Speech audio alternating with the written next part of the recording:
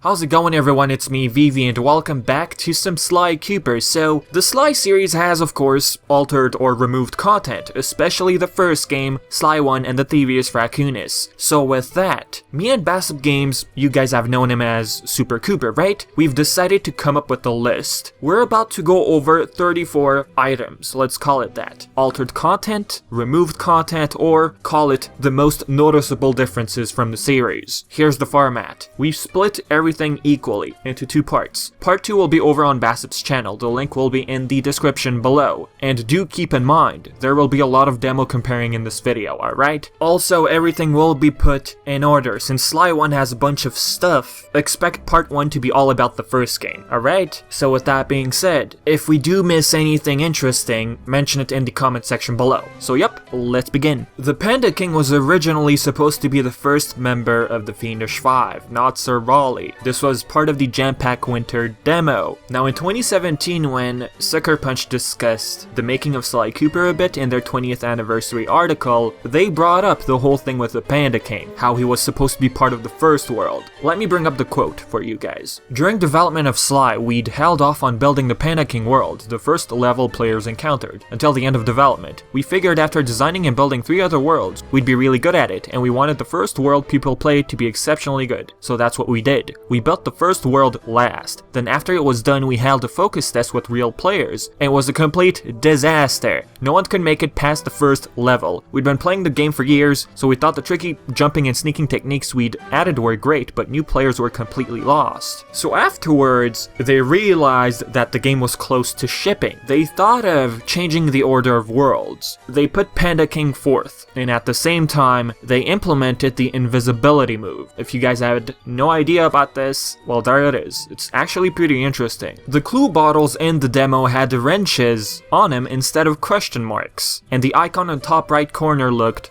different. The level names were different. The cunning disguise was called the Reading Room. The stealthy approach was called Outside Raleigh's. Prowling the grounds was called Raleigh's Retreat. Next, there was supposed to be a level completely underwater in episode 1, which would feature Bentley inside a submarine, and this was also explained in the bonus video if you guys had no idea. Hey, how's it going, everyone? I'm Bassub. I do want to thank VTNVIVI for having me on the channel today, and yeah, let's go ahead and get into some altered/cut content within the Sly Cooper series. Most of you are probably aware that in the Sly Cooper series, Sly's forward motion always had somewhat of a crouch. Even in Sly 1, when he was in a constant run, he always had a crouch, made him more sneaky because he is a thief. But earlier in Sly 1's development, Sly barely had a crouch whatsoever. His back was actually very straight, and it seems as if you could press a button to make him crouch and sneak up on enemies. But of course, you never really know what the team was thinking about at the time. Maybe it was never going to have a crouch, maybe it was just because it was earlier in development. And also with that particular model, Sly's backpack wasn't even a backpack, it was more of a sling bag that rested at his side. In Sly 1 Episode 1, the mission High Class Heist was originally named Moolah. In fact, a lot of missions from this game underwent a name change, for reasons I really don't know why, but it seemed as if their original name was a lot more just wacky and weird than the final name. Another slight difference from Sly 1 is that the walruses from Episode 1 were purple instead of brown. The only reason I could think of for this change is that it makes the walruses seem a little bit more real. Well, we're talking about anthropomorphic animals, so I have no idea. Probably the biggest thing ever cut from any Sly game is the missing episode in Sly 2. This episode was to take place at a casino in Monaco, and your real motivation for being there isn't 100% known, but we do have our suspicions. In the Adventures of Sly Cooper comic book series issue 1, you go to the very same place for Dimitri's wedding. And it really seems as if this comic book was made to go ahead and replace the missing episode. And it also seems as if Dimitri was going to be the villain. I always wondered ever since I was really little why Dimitri didn't get a second episode. It seemed as if every other villain in the game did get a second episode except for Dimitri. And you know, Dimitri was my favorite villain in that game, so it really sucked.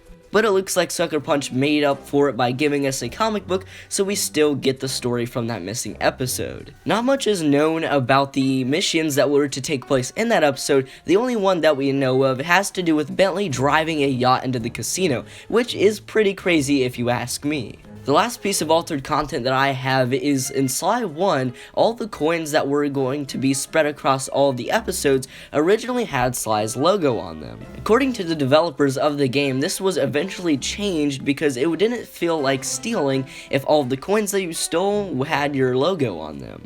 Anyways, that is all for my part. Back to you, Vivi. The checkpoints were significantly different. In the Sly Cooper 1 demo, in the mission Cunning Disguise, we noticed guards in the demo, right? But in the finished product, the guard is not there. Here's a look at the Cooper van, its early model.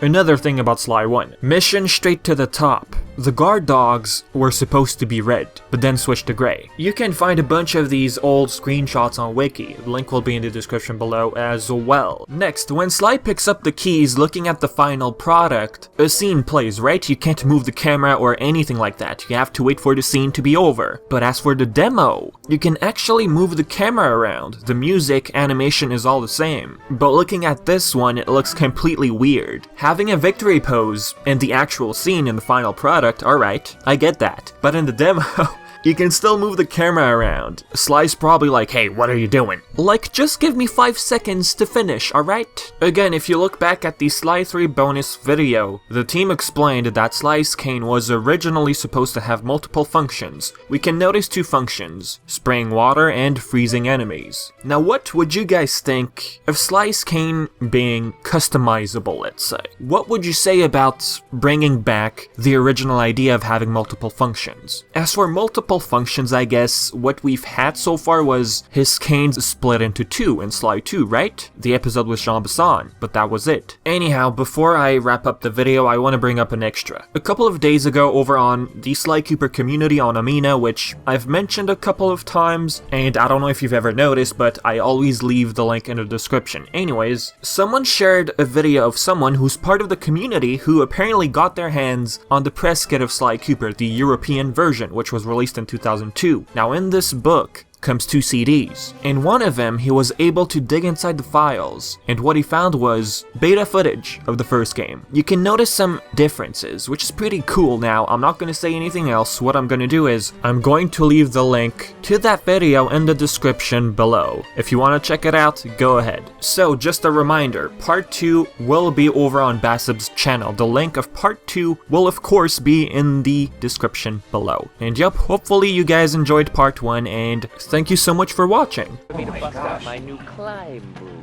Climb move! Oh! Man! You ever wanted to punch a character in the face more? That would be it.